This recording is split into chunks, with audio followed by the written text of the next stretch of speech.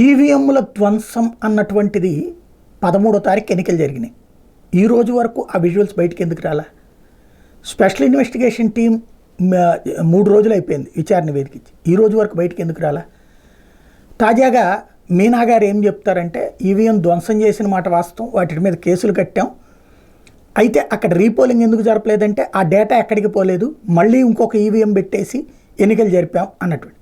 But ఆ సందర్భంలో ఘర్షణ జరిగినప్పుడు ఓట్లేసేవాళ్ళు ఆగిపోయి ఉంటారు కదా, ఇళ్ళకి వెళ్ళిపోయిన వాళ్ళు వెనక్కి వచ్చి ఉంటారు కదా, ఆ విధంగా పోలింగ్ ఆగిపోయి ఉంటుంది కదా, దానివల్ల పోలింగ్ మీద ప్రభావం చూపెట్టింది కదా. ఒక ఫినామినా ఏంటంటే, ఒక పద్ధతి ఏంటంటే, పోలింగ్ స్టేషన్ బయట జరిగే గొడవల కారణంగా ఎన్నికలు ఆపక్కర్ల, కానీ పోలింగ్ బూత్ లోపల జరిగిన చోట ఖచ్చితంగా పోలింగ్ ఆపాలి. గుంతకల్లో మధుసూదన్ గుప్తా చేసిన, ఇక్కడ పిన్నెల్లి చేసిన రీపోలింగ్ జరపాలి, కానీ రీపోలింగ్ అక్కర్లేదని నివేదికలు కింద నుంచి వచ్చినాయి. అలాగే ఏదైతే సీఓ కూడా అదే పాయింట్ చేసుకుని వచ్చేసారు.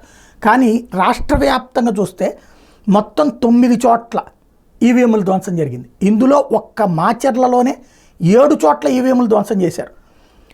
ఇదే విషయం ఇప్పుడు తాజాగా మీనాజీ గారు చెప్తున్నారు. 10 సెక్షన్ల కింద మాచర్ల ఎమ్మెల్యే పిన్నెల్లి మీద కేసులు పెట్టాం, 7 ఏళ్ల వరకు ఆయనకు శిక్ష పడే అవకాశం ఉందని చెప్తున్నారు. ఇదే సందర్భంలో పల్నాడు జిల్లాలో ఈవీఎంల ధ్వంసం కేసులో టీడీపీ నేతలకు రిమాండ్ పడింది. తుంబకోటలోని 203, 204, 205, 206 పోలింగ్ బూతుల్లో ఈవీఎంలని టీడీపీ వాళ్ళు ధ్వంసం చేశారు. ఈ నేపథ్యంలో వెంకట సతీష్, కోటయ్య, సైదులు, మహేష్ని అరెస్ట్ చేశారు.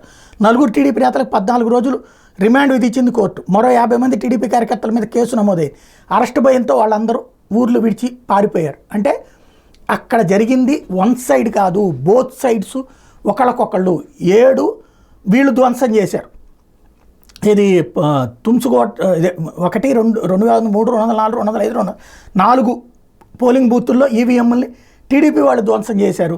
అలాగే పిన్నెల్లి, ఇప్పుడు ఈ విజువల్లో కూడా పిన్నెల్లిది వచ్చింది, అవి బయటికి రాలేదు. అంటే సంథింగ్ ఏదో జరుగుతోంది.